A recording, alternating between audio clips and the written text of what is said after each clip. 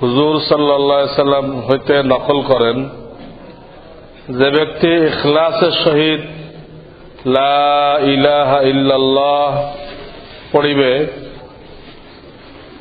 সে জান্নাতে প্রবেশ করিবে। কেহ জিজ্ঞাসা করিল, কালিমার ইখলাসের আলামত কি? এই লোকটা যে ইখলাস সাথে পড়ছে এটা বুঝবো কেমনে? হুজুর সাল্লাল্লাহু আলাইহি সাল্লাম ইরশাদ ফরমাইলেন, তাহাকে হারাম কাজসমূহ হইতে বাধা প্রদান করে। যে কালিমা পড়লো, ঈমান আনলো, এই ঈমান যদি তাকে হারাম কাজ থেকে বাধা দেয়, হারাম কাজ করতে না দেয়, তাহলে বুঝতে হবে যে সে এই কালেমা ইখলাসের সাথে পড়ছে। আর কালেমা পড়ছে, গুনাহও করছে, এতে সমানে। বোঝা গেল সে অন্তরের অন্তঃস্থল থেকে এই কালেমা পড়ে নাই।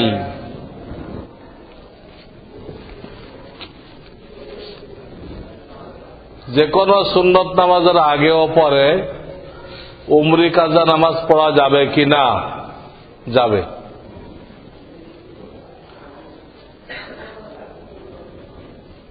সৈয়দ কুতুবের তাফসির ফি জিলালিল কুরআন,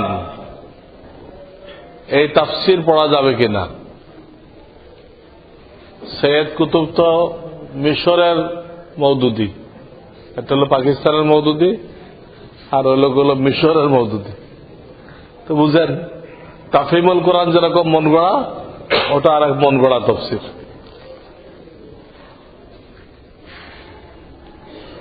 ক্রিকেট ফুটবল খেলা যাবে কিনা? যেভাবে খেলা হয় এভাবে তো হার জিত, মারামারি কাটাকাটি হয়, এভাবে জায়েজ নেই। এটা ভিন্ন কথা। কিছু দিনদার ছেলে পেলে তারা সতর ডেকে হার জিত না করে শুধুমাত্র শরীর চর্চার নিয়েতে খেললো, জামাত তরক করলো না, সেটা ভিন্ন জিনিস, সেটা নাজায়েজ বলা যায় না। ছাত্রী পড়ানো যাবে কিনা? ছাত্রী যদি নাবালেগা হয় 5-7 বছরের, পড়ানো যাবে। আর যদি বালেগা হয় তাহলে নিষেধ। সেটা সুরত আছে, তাহলে পর্দার আড়াল থেকে পড়াইতে হবে। ওই ছাত্রীর সাথে তার মা থাকবে, বা পড়ানোওয়ালার সাথে তার বাপ থাকবে, পর্দাও দেওয়া থাকবে, তাহলে জায়েজ। কোন মানুষের রিজিক হালাল না হারাম তা কি পূর্ব হতেই নির্ধারিত, নাকি মানুষের আমলের উপর নির্ভরশীল? পূর্বের থেকে লেখা আছে।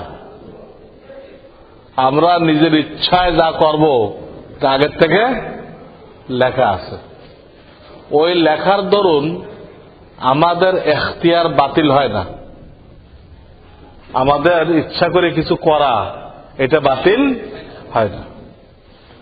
ইচ্ছা করে শেষ পর্যন্ত কর্ম কোনটা, এটা আমরা জানি না, কিন্তু আল্লাহ তো জানে। আল্লাহ তো সবকিছু, আল্লাহর কাছে অতীত, বর্তমান, ভবিষ্যৎ এক সমান। আমরা যা করতেছি তিনি আগে জানেন, ওইভাবে লিখে রাখছেন। লিখে রাখছেন বলে আমরা করতে বাধ্য হতেছি না। আমরা যা করব বলে তিনি লিখছেন বলে আমরা করতে বাধ্য হইতেছি না। কি লেখা আছে কে জানে? কেউ যদি বলে যে আমার ভাগ্যে লেখা ছিল তাই করছি, তো বললাম তুই ভাগ্যে পড়াইলো কোন জায়গার থেকে? ভাগ্যে লেখা ছিল তাই করছো, তুমি ভাগ্যটা পড়ে আসছো কোন জায়গার থেকে, কোন বইতে পড়ে আসছো, জানলে কেমনি? তুমি তো ওটা বাঁচতে চেষ্টা করতে, তো বাঁচতেও তো পারতে, তো বাঁচতে চেষ্টা করলো না কেন? সেগুলো চুরিটা ভাগ্যে লেখা ছিল, তো চুরি করছে। তুমি বাঁচতে চেষ্টা করতে, বাঁচতে পারতে না, কিন্তু বাধ্য করতো চুরি করতে, তুমি বাঁচো নাই। কিন্তু ওটা শুধু ওই পর্যায়ে রাখতে হবে যে আল্লাহ লিখে রাখছেন। আর কোনো কাজ নেই, লিখে রাখছেন আমার ইমানের দাবি, ওটা বিশ্বাস করতে হবে। কিন্তু কর্মক্ষেত্রে প্রত্যেকের দায়িত্ব নিজের ইচ্ছা শক্তিকে ব্যবহার করে ভালো কাজ করবে, ওনার থেকে বাঁচবে। কি লেখা আছে তা জানার দরকার নেই, ভালো কাজ করবে, ওনার থেকে বাঁচবে। তো দেখা যাবে তার কেস মধ্যে খালি ভালো ভালো গুলোই লেখা, খারাপ কিছু আর লেখা নেই। কি লেখা আছে এটা চিন্তা না করে যে নাকি বলেন আমার দায়িত্বটা কি, লেখার দায়িত্ব আল্লাহর, আমার দায়িত্ব কি? আমার দায়িত্ব নিজের ইচ্ছা শক্তিকে প্রয়োগ করে ভালোগুলো করা, গুনাহগুলো বর্জন করা, আমার দায়িত্ব। আমি আমার দায়িত্ব পালন করি। তো দেখা যাবে আমার নামে কি লেখা, সব ভালো ভালোগুলো লেখা। আর কতগুলো কাছে খালি অন্যায় করতে থাকে, আর কেসমতে আছে, কি করবো? তাহলে এর ভাগ্যে সব গুনাহগুলো লেখা, গুনাহ তো নিধি করছে বলে তো লেখা হয়েছে খামাখা। একটা রুগীকে দেখে ডাক্তার বলে যে নিজান ট্রিটমেন্ট হবে না, আউট অফ ট্রিটমেন্ট, নিজান 2-3 দিন হয়তো বাঁচলে, যা খাইতে চান খাওয়াই দেয়, যা খাইতে চায় খাওয়াই দেয়। ডাক্তার তার এলএম দ্বারা এটুকু বুঝছে যে লোকটার সে যে স্টেজে আসছে, ক্যান্সারের যে স্টেজে আসছে, তো অনেক রুগী দেখছে, দেখতে দেখতে তার মুখস্থ হয়ে যায় এই স্টেজে আসার পরে কয়দিন বাঁচে, এ গায়েব জানে না। বহু রুগীকে দেখছে যে স্টেজে আসার পরে 3 দিন বাঁচে, ওর ভিত্তিতে সে বলল। তো লোকেরা নিয়ে গেল, যা খাইতে চায় খাওয়াই দিল, ঠিকই 3 দিন পর মারা গেল। তো ডাক্তার কি গায়েব জানে? অভিজ্ঞতার ভিত্তিতে কইছে। এবং ডাক্তার বলছিল বলে কি মারা গেছে? হ্যাঁ, মারা যাবে বুঝতে পেরে কইছে, এটা মারা যাওয়া বুঝতে পেরে ডাক্তারটা কইছে। ডাক্তার বলছে বলে মারা যাবে না, কিন্তু ডাক্তার না বললেও মারা যেত, কিন্তু মারা যাওয়াটা অনুধাবন করছে তাই কইছে। আমরা কি করব না করবো আল্লাহ আগে জানেন, তাই লিখে রাখছে এই বান্দা এট লাস্ট এটাই করবে, এটা লেখা আছে। আর ভালোগুলো করেন, ভালো লেখা থাকবে।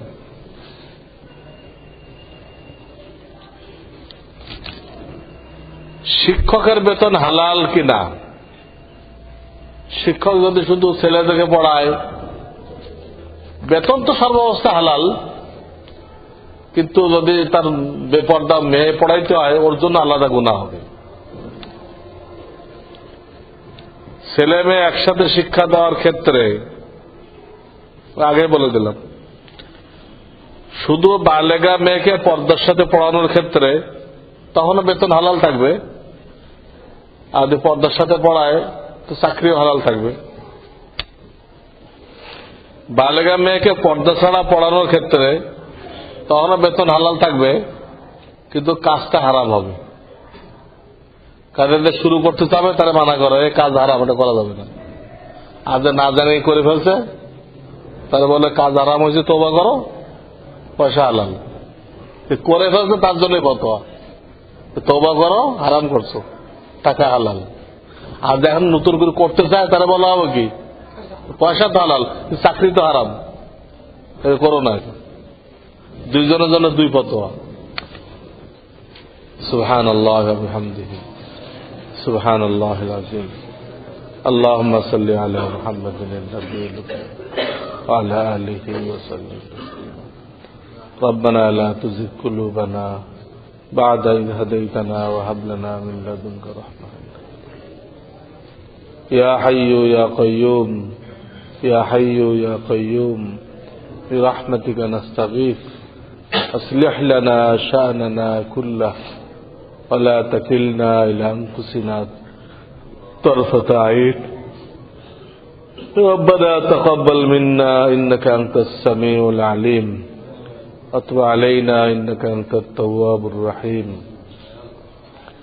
سبحان ربك رب العزة عما يصفون وسلام على المرسلين والحمد لله رب العالمين. آمين.